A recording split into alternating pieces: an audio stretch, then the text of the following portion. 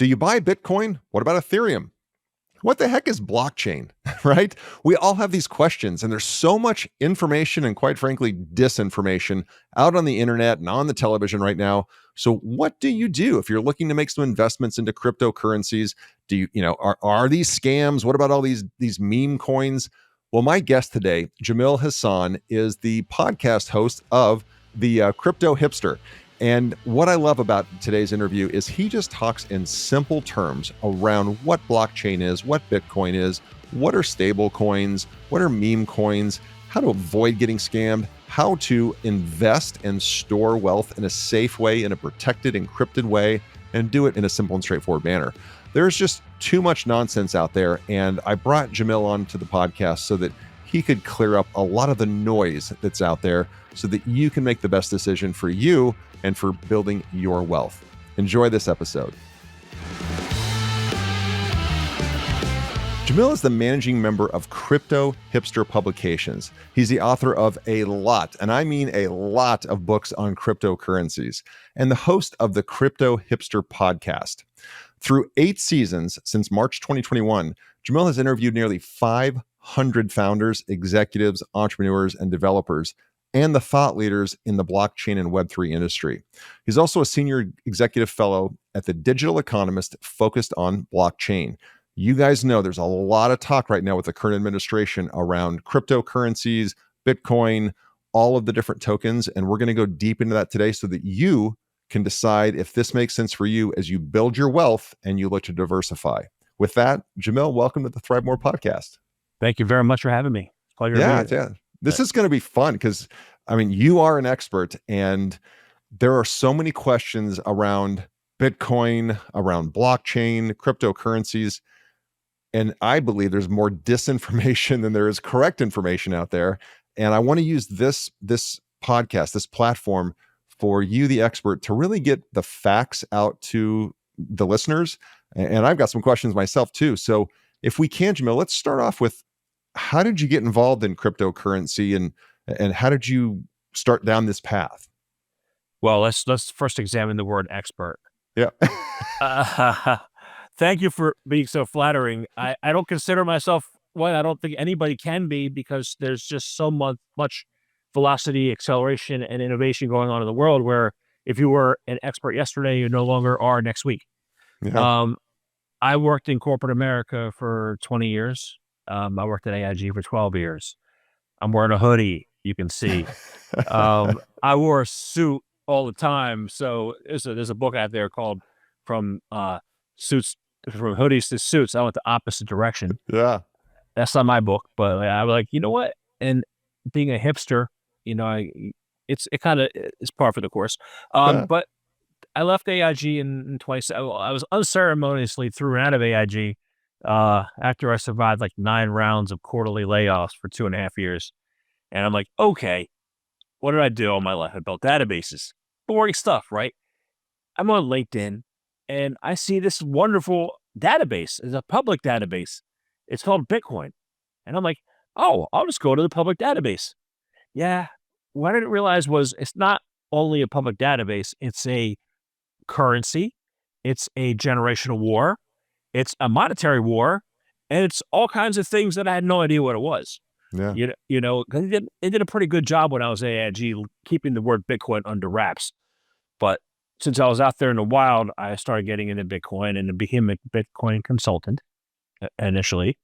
I was there, and that was back in 2017, that was a crazy ecosystem around the world. I'm not going to go into the stories because I just say it was wild.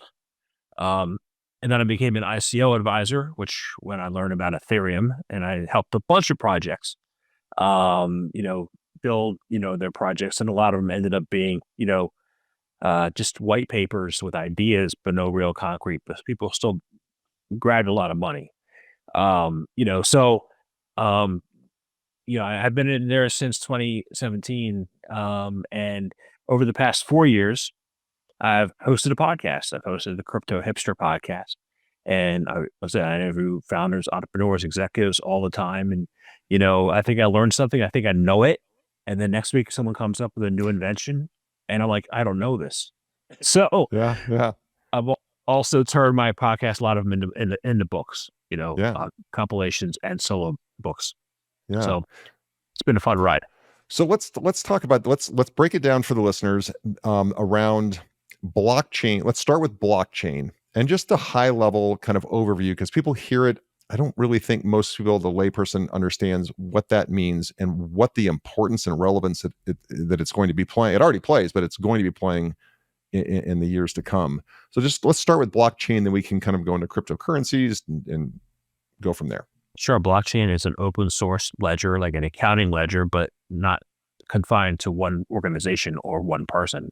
It's actually shows you all the transactions that happen, and anybody around the world can see any transaction that happened on the blockchain. It's a public, open source, completely decentralized. Anywhere, if I had a transaction, you and me here in the States, somebody in Africa can see that we had a transaction. It started with Bitcoin, it grew to Ethereum, Litecoin, and then now there's like that millions of coins that have been created later on. But the benefits of blockchain is that is a ledger. So if you have data background, if you have accounting background, if you know finance, it shouldn't technology, it should make a lot of sense. But it records all transactions and data that you need it to record. That's mostly a public source. There are private ledgers as well. That's used mostly for organizations internally. But the blockchain I'll be talking about are mostly decentralized, open source, publicly available to view. And if we break that down another step, again, to help people understand this, it's a ledger, meaning we're recording a transaction. It could be a contract, could be a purchase, whatever it is. And it cannot be altered by anyone else, meaning it is a permanent record. Now, you can have another transaction and the two parties can agree to do something, and that'll just be another entry into the blockchain. But the security of that and the transparency of that, let's talk, because I love it, but there's a lot of people that don't like that. And if you can, talk about the good and the bad and the ugly with it. Sure. Well, we can definitely get into that a little bit with examples. Yeah. The good, the bad, and the ugly is that central bankers don't like it because it threatens their ability to control the population. And so that's the one. The big banks don't like it. Actually, they're embracing it now because they find that using that ledger enables them to have a greater operational efficiencies than they ever had before. The ugly is there's still a lot of fraud and scams, but not at the extent that your politicians will lead you to believe if you don't know any better. Sure. The last thing you want to do if you are a criminal or a drug dealer or anything like that is use a blockchain. Sure. Because you can be sourced and you can be traced back to who you are and where you are. And then, so if you're a criminal, you don't want to use blockchain because it's a permanent record. So, I think that people think that's the bad. I think that's the good, because you can trace down a lot of these, bad actors. It's not smart, but the good thing is that, from a Bitcoin perspective, at least, it does open up the opportunity for a new currency, which is Bitcoin. It's relatively new, but then you get into conversations about what's the appropriate kind of economics. Is it the Keynesian economics where the government knows best? Or is it Austrian economics where free market capitalism knows best? So you get into that debate and that avenue as well. Yep. I can tell you what my opinion on that is, but it's certainly not the government knowing best. I just want to make a point of clarification. You said there's still a lot of scams and issues, but not about blockchain. Like blockchain, from what I understand, is not scammable. It's people falling for these new token coins, these celebrity endorsed things, or somebody just running a scam trying to get money from you, and they'll use crypto or whatever. But blockchain as a ledger is a pure in purpose and I can't think of the word, but non-screwable, right? You can't screw with blockchain, right? So I don't see the downside to it from a ledger and the transparency. I can't see a downside as a layperson, as a consumer, as a member of society. If you're running a big bank, totally. If you're in the government, totally get it, because it threatens their way of life. But from an average working person that's trying to make a living and help people and grow my wealth, this is a good thing. I can't find the downside of blockchain. Yeah, so it's really simple. So just draw a line on a piece of paper. Okay, that line is not is basically the blockchain. Okay, Okay. and then there are ways to get on it and off it, which occur in the beginning or the end of that line. Okay, those two things are exchanges and wallets. Okay. Okay. So the blockchain can't be tampered with. It's foolproof, unless you're some companies have created an editable blockchain, but that's like internal. Yep. These public blockchains, they can't be altered. They can be forked. You could fork a block, you could fork a chain, which means, people agree on a new path for a chain, but you can't change the history. Hmm. So the only thing that you can attack is the on ramp and the off ramp onto the blockchain, and that's where all the fun stuff. I'll call it fun stuff. Sure. The interesting stuff happens. Sure. Sure. All right. Thank you. Thank you for that. All right. So if we're talking about blockchain, now we transition into Bitcoin. You've got some people, and you've got some really esteemed people like Warren Buffett, right? Like I wouldn't pay a quarter for a one Bitcoin, and then you have our current sitting president who is backing it, and then you have everything in between. So if you can, one, explain the origin of Bitcoin, which is just crazy and amazing, and then really what it means and why it is a scarce resource, and how, if you could compare it, I think for our audience, if you could compare it to gold from a scarcity standpoint, and why it is a place to park assets. It was created in 2008, directly after where I was at AIG, the financial crisis. Yeah. Because people began not to trust these large, massive to-fail institutions. And so, the thing, the first block says that, talks about the emperor, not the emperor, but I forget the exact coding, but it referred to the financial crisis. Yeah. So it was a new way to create peer-to-peer cash. It's supposed to, and we can get into this too a little bit later. It's actually Bitcoin has actually failed at its mission, Hmm. but it was designed as a peer-to-peer payment cash system. It is a store of value now. It is not a peer-to-peer cash system. I will not Hmm. pay you in Bitcoin to fill my gas tank, Yeah. you know, but I will definitely invest in Bitcoin because, for the future of, the world. Yeah. But, it was created by a founder, Satoshi Nakamoto. And people think that Satoshi Nakamoto was Hal Finney, who passed away from ALS back in 2012. Some people think it was the federal government.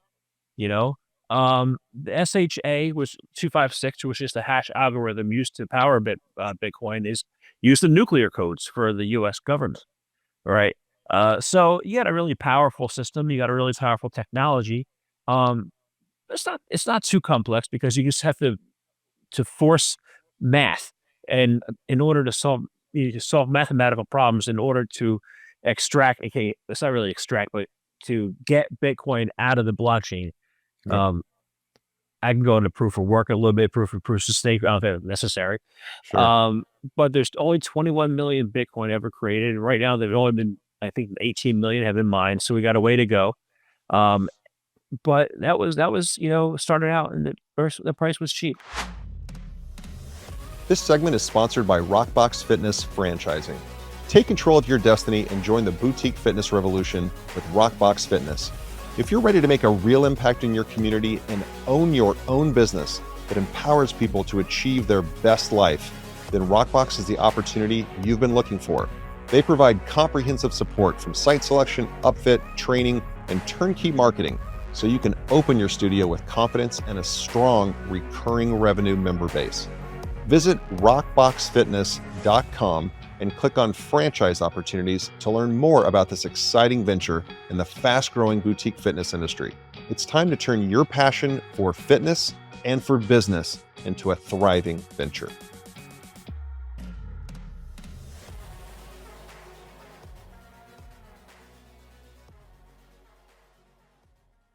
Every time that it every time Bitcoin, a new Bitcoin is added to the blockchain. Mhm. So like 21, let's just, for again, lay purposes, this digital cloud bank, let's just call it, harvested 21 million, but they said to access this, you have to solve very, very, very complex math problems, which is almost like supercomputing.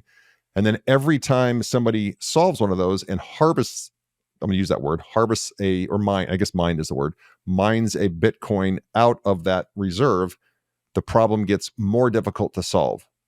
Is that correct? Yeah, but it's not quantum math. Okay. It's brute force math, which is like takes a lot of computation power. Okay. So that's why you have, countries with huge manufacturing huge facilities, and you have Bitcoin in El Salvador linked to a volcano. You need power, Yeah. and we're finding, because you need power, countries are finding ways to generate cleaner energy. Less pollution, which is Yeah. good. It's a Yeah. benefit for humanity. Uh, so, um, so far, Bitcoin now is up to 85,000. It was 100,000 a few months ago. I mean, it might get to 1 million by 2030. We don't know. But the fact is that you can't you wouldn't want to use it for payments between Yeah. individuals. You want to use it as an investment. Yeah.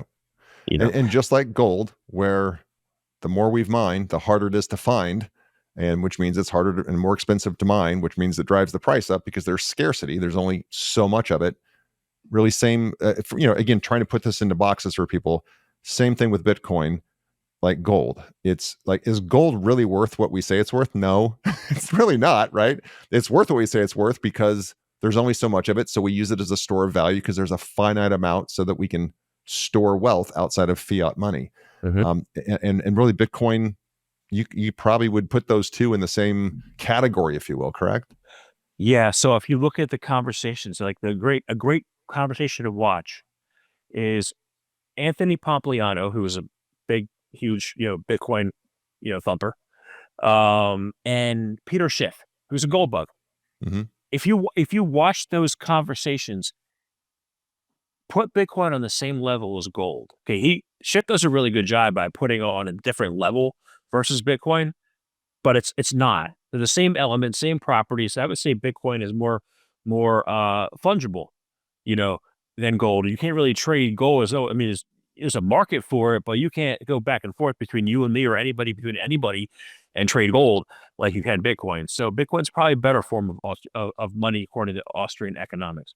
Um, but look at the same level playing. They said Bitcoin is not backed by anything, and what gold is backed by something. Well, you just look at them equally, and you'll see that one conclusion is that really gold is for war, but Bitcoin is for flight. So Mm. if there's war going on, yeah, you want to hoard gold. But if you got to get out of Dodge, how do you get out of Dodge? You get Bitcoin. Yeah. So that's what a few months ago, in the war in Russia, from the war in Ukraine, Afghanistan, you name it, you can think Bitcoin is used for flight. Gotcha. So they're very similar in their usage, and the effects from inflation on it. Wow. Actually, I just read. You may get a kick out of this. I read Winston Churchill's biography, 1,100-page juggernaut of a book. But I didn't realize that at one point in the war, when Germany was really close to taking over, conquering Great Britain, they put all of their gold, all of their reserves on a destroyer and sailed it to Canada. And Britain was one U-boat away from sinking that and to lose all of their wealth. Just that's crazy to think about, a country's wealth on a boat back in those times trying to get to across the Atlantic. That's Yeah, nuts. it is. Nuts.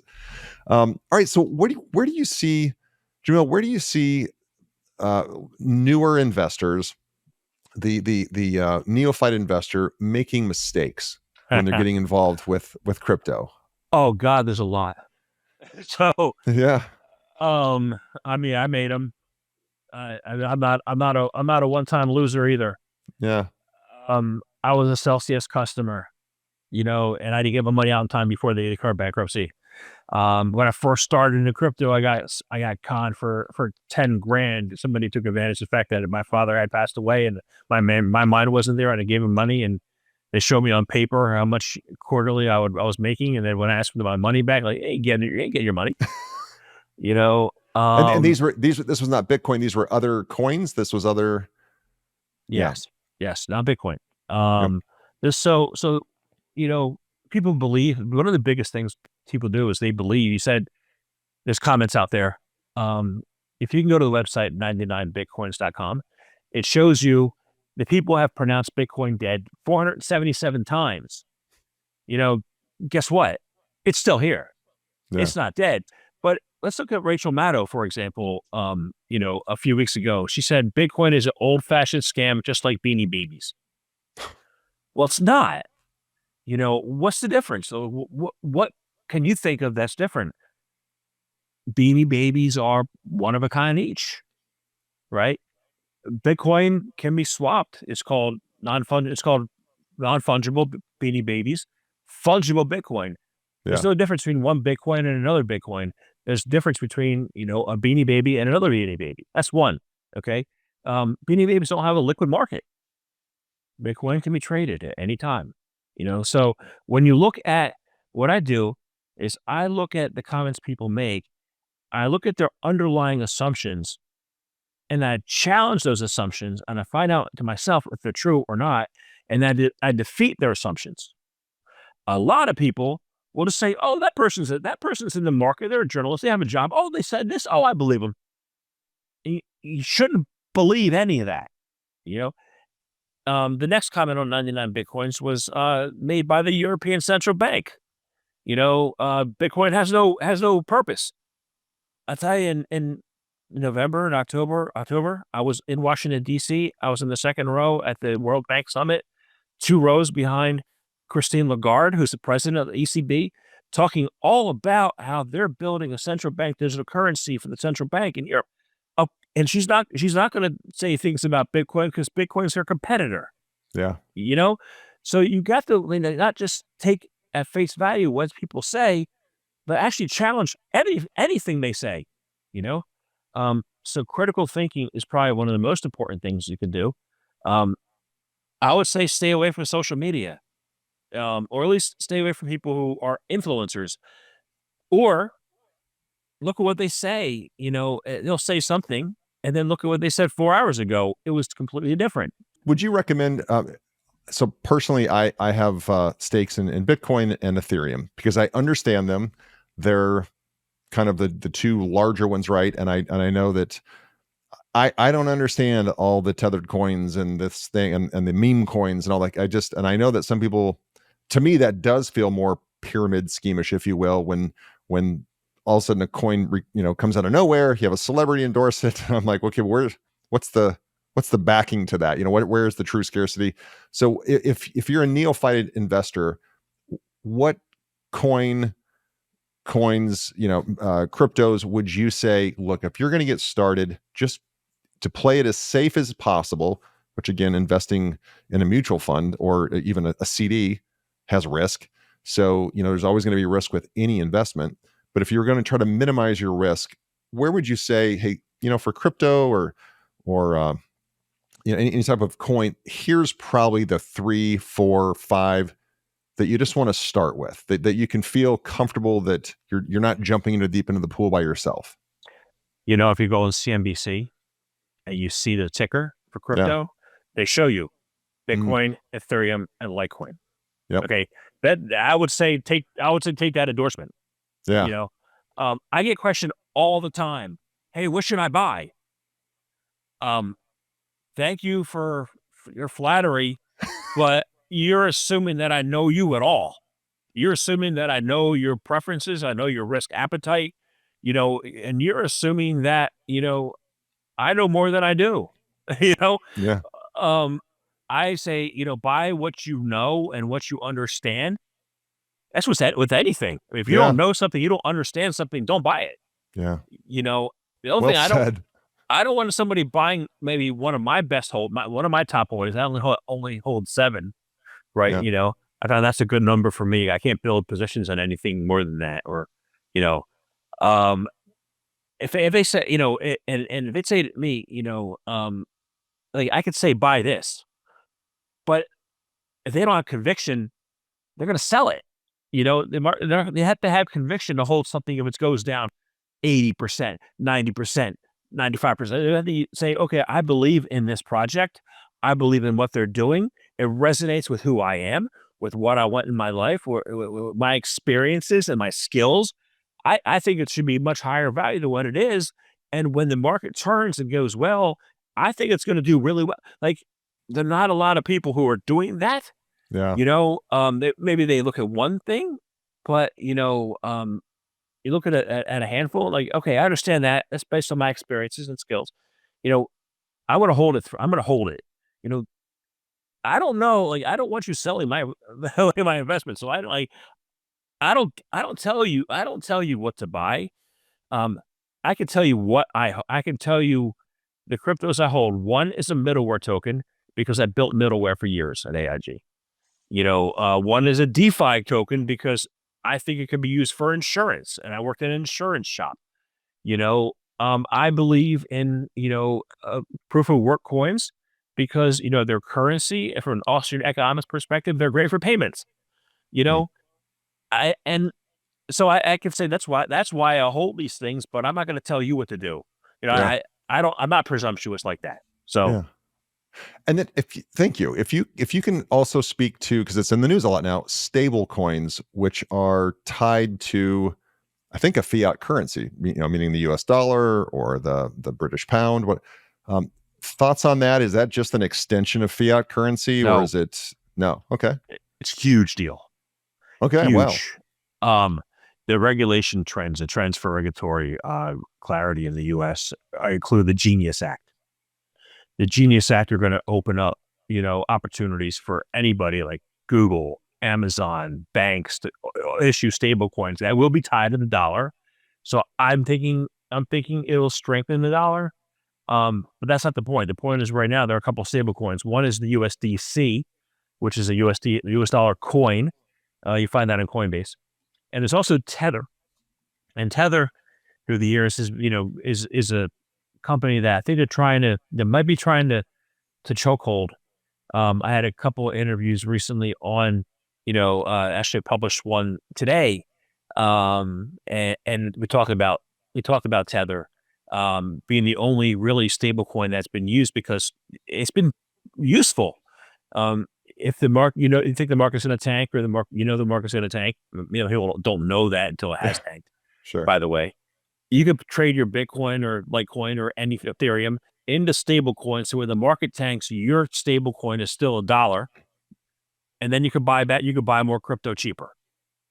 But they don't want the monopoly to be for Tether. I think the government wants us to grow and expand the stablecoin business so that any organization, corporation can issue those stablecoins. And Yeah. like I said, make the dollar stronger.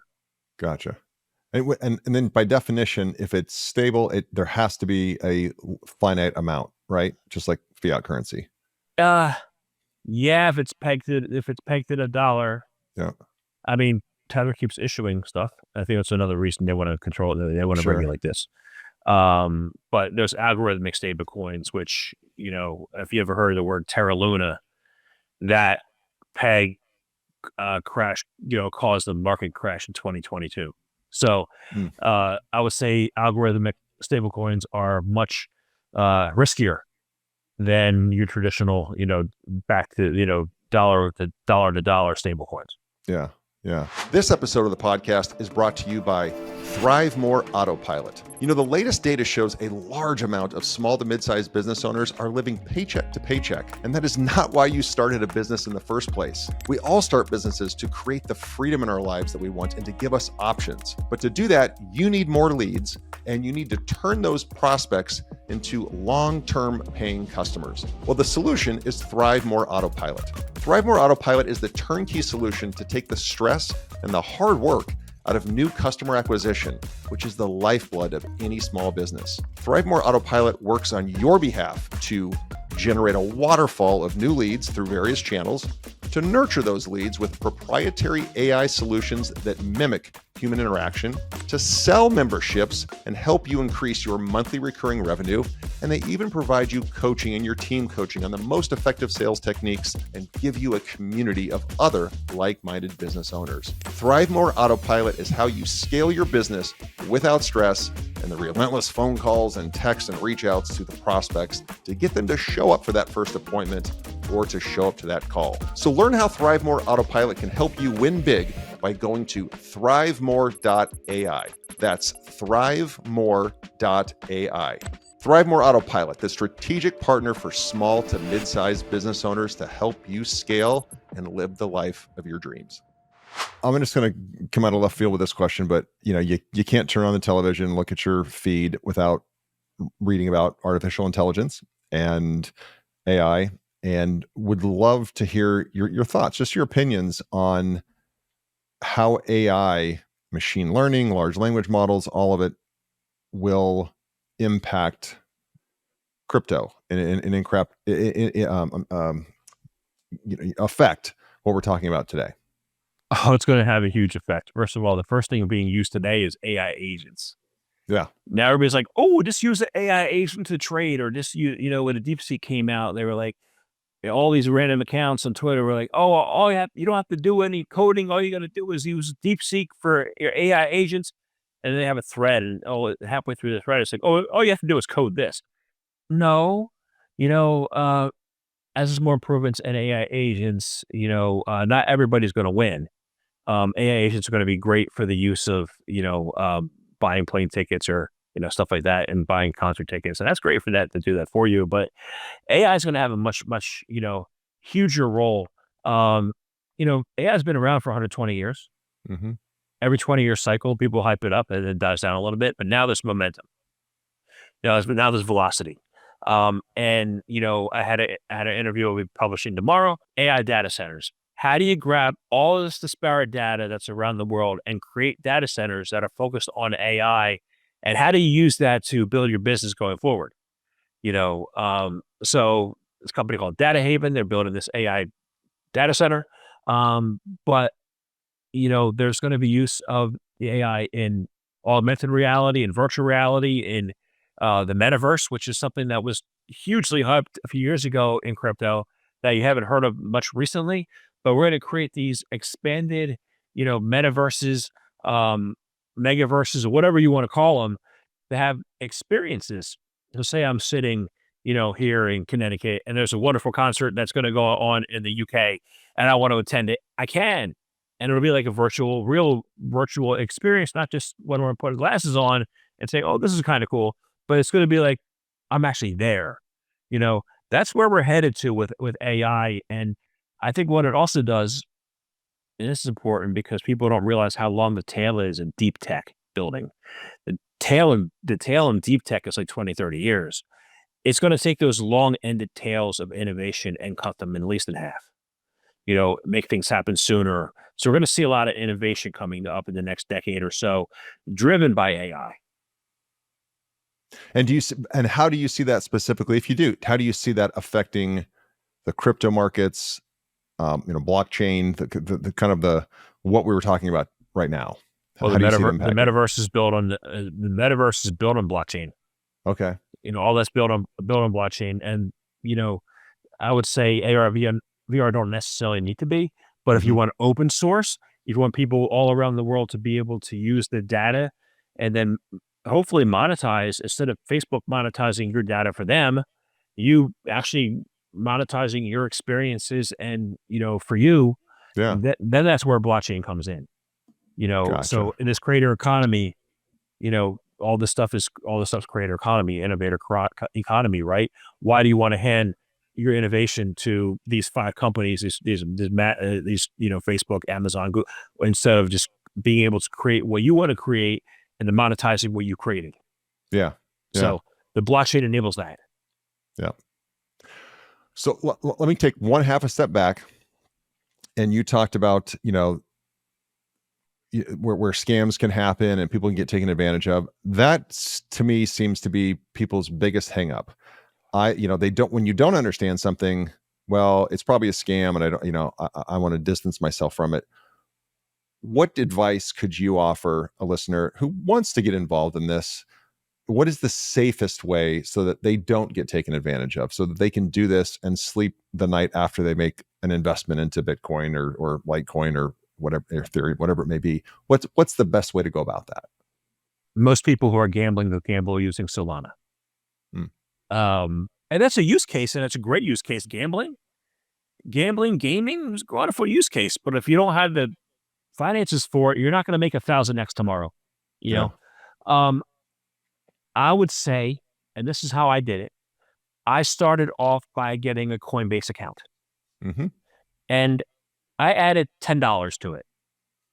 I bought $10 worth of Litecoin, and then okay, this worked, and then a week later, I bought $20.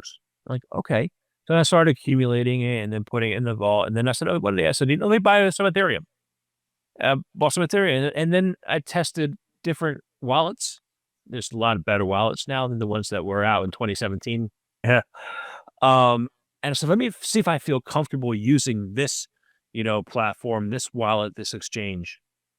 And I tell you, 85% of them, I didn't feel comfortable. Mm. I've only felt comfortable with a few, and one of the few ended up unfortunately being a scam after not knowing about it for 7 years. I had a victim of a phishing attack. So unfortunately that kind of thing happens, but that was an offshore, wallet that I shouldn't have used. I would say, Coinbase is good. Kraken's good. The exchanges in the US are good. If you're in Europe, there are certain exchanges you can use there, but use the ones that you're comfortable using. And you are saying, like, go to a Coinbase, which is really an exchange, but then take your investment off of Coinbase and put it into a digital wallet.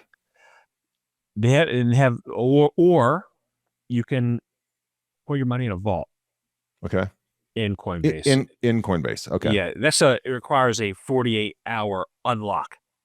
Now, I use that because it helps prevent me from getting, FOMO, which is the fear of missing out and chasing after the shiny squirrel syndrome, right? A lot of people chase. 90% of the people chase. And when you chase, you lose. Yep. Because the people who already made the money. Yep. So, you want to, like, okay, they like, if you look at the stories, I'll tell you one story.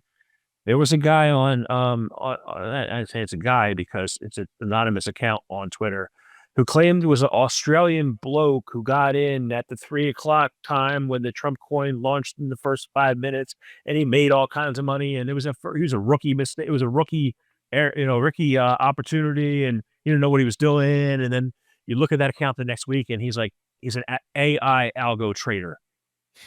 So a liar. Yeah. You got to stay away from the social media lies. And that's hard in the beginning if you don't know any better. Sure. So start trading things that, or not trading, investing in things that you understand, and figure out, what is it that I understand? Do I understand Bitcoin? If not, read the white paper a bunch of times. Go to Ethereum's website, go to Chainlink's website, look at their ecosystem. Like, okay, do they understand what they do? No. Maybe I understand what this guy does. There's certain places they can go to understand the projects that are out there, and, to say, okay, start to understand how to, like, what you want to invest in, and then figure out how to do it after you slowly get comfortable using, the exchanges and the wallets. Yeah. Yeah. So if you were to, I guess last question on this, if you go in and you invest, let's say you put $50,000 in, you buy some Bitcoin, some Ethereum, maybe some Litecoin, you're on Coinbase, Kraken, whatever, and then you want to put that into a vault that keeps you from getting access to it for 48 hours. I'd imagine there's a lot more encryption in that vault as well, right? Yes. There's probably deeper encryption. Okay. Yes. And then if you ever want to take it out, you put in your much more heavily encrypted password, and then 2 days later you will get access to move those funds if you so choose. Yeah, and you can use it. You can send them to a wallet of your choice, or you can cash them out and send them to your bank account. Yeah. So yeah, I just hold stuff there, and if every one day the prices go up, then I'm like, okay, I got some money. Yep. So yeah, I bought back in 2020 or 2021, one of the two, or late 20 or 20 or early 2021. I bought and took a pretty good position in Ethereum and Bitcoin, and I've left it, and I've watched it double since, and then come back down some, and go back and double, and then come back down some. And to me, it's a store of wealth, as you said, and moving it around and chasing. I might as well play the stock market, right? And I know how that worked out for me. So I'd rather just invest, knowing that this is going to go up over time, and it at least has as much chance of anything, if not more, if not more. Or go to Harris and bet on black or red. Exactly. You know, exactly. Um, You get at least you get free drinks doing that. So, yeah, and that's just if you're an investor. You know, if you're Yeah. a trader, I really can't speak to that. I've seen people lose their shirts. I've seen most people who bought Trump coin lost money. Most people who bought fart coin lost money. You Yep. know, all these, millions of coins that were created in the last year by Pump Fund, people lost money. But there was a time this week, last couple of days, where, they were cranking out 10,000 meme coins a day. There was it was a 24-hour period where there were no meme coins created. So I think people got a little bit tired of Yeah. the meme coin, gambling coin story for Yep. now, and are looking for more of a store of wealth for themselves and their lives. And you're not going to get it by chasing. Yep. Yeah. Agreed. I want to ask you two last questions. One, the last question is going to be just how people can follow you, be part of your journey, connect, listen to your podcast. The first would be, though, is there a book? I'm a huge reader. My listeners know, like, I'm a big time reader. I love it.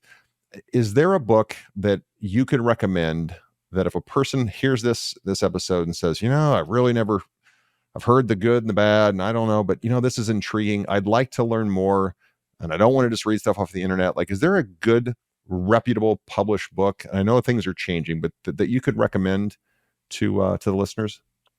One of my books, Sure. self-published, or one of the, I'll do an author's book that, if you're in the business world, right? A great book is by William Malgier, The Business Blockchain. That's Okay. what got me started, understood it from a business perspective back in 2018 Okay. or 2017. Somebody who I interviewed who had a really good book is called The Rise of Techno Socialism by Brett King. Okay. My book, my manifesto that got me started in Web3 is Regeneration X. Okay. That's my book, and that's basically, what happened with the financial crisis, what happened in Generation X in America, and how we can do something about it. I love that title. That's a great title, man. Thank you. You nailed that one. You nailed that one. Hey, most important question. If Jamil, if people want to get a hold of you, follow you, connect with you, be part of your journey, how do they do that? I have a Crypto Hipster podcast on Spotify, Apple, YouTube, iHeartRadio. People can listen to all my episodes there. And recently, the past 3 weeks, it's been daily. It's not always daily. It's like a few a week, but it's been uptime business recently. So Sure. that's good. And LinkedIn, people can find Jamil Hasan on LinkedIn, Crypto Hipster on Twitter. Okay. What else? All my books right now, I have 324 books. They are all on Amazon. Okay. So if people want to learn, a great way to do is either buy my books or listen to the podcasts. I put out there for educational purposes. A lot of people are more interested in chasing, but it's for educational purposes. And I guess at this point, I'm starting to become the cryptos historian. So Yeah. but yeah, so that's where you can find out. And that many books, you've taken your interviews, right, and turned these into educational books. Yeah. So Yeah. there's a little story there if you want to hear it. Sure. 2022, 2021, I was diagnosed with a desmoid tumor in my back. So I don't always look how I did. I saw this huge bump. So I wasn't doing video podcasts until this past year. Wow. And so I had, this tumor, and I'm like, okay. And then I had a couple of operations in 2022. What am I going to do now? And that's right after Celsius Network. And I was like, what am I going to do? So let me write books. I always wanted to be like to be a that's not well known writer, but let me just create the book. So I started creating them and I'm writing them and I'm like, this is fun and it helped when after I had the operations, it helped me to recover, helped me to put me in a great mindset, in Hmm. a mindset of hope and to move forward. Um, Even the little tiny tasks that I do, which is the editing part of my like, because turning the spoken word into the written word is hard. You don't have a chat GPT who does that. So I do that and it helps clear my mind and helps me settle and helps me get focused and helps me to recover. So I've used that process to recover a lot for me, but also to educate people on what the potential is for crypto and blockchain around the world. So it's great to be able to do both and get a healthy mindset from doing it. Love it. Love it. Jamil, I appreciate your time and you have educated me. I know you've educated a lot of the listeners. Thank you for your generosity with your expertise and just for sharing, man. I really appreciate it. Thank you very much for having me. Thank you for tuning in to the ThriveMore podcast. Don't forget to take a look at the show notes for any of the resources that we mentioned during the podcast. And if you haven't already, be sure to hit the subscribe button and turn on your notifications so you have access to the latest and the greatest. You can connect with me on any of the socials at Real Roger Martin. And be sure to check out our website, thrivemoorebrands.com. There you'll find information on the brands we support and information on franchising. Thanks again for tuning in.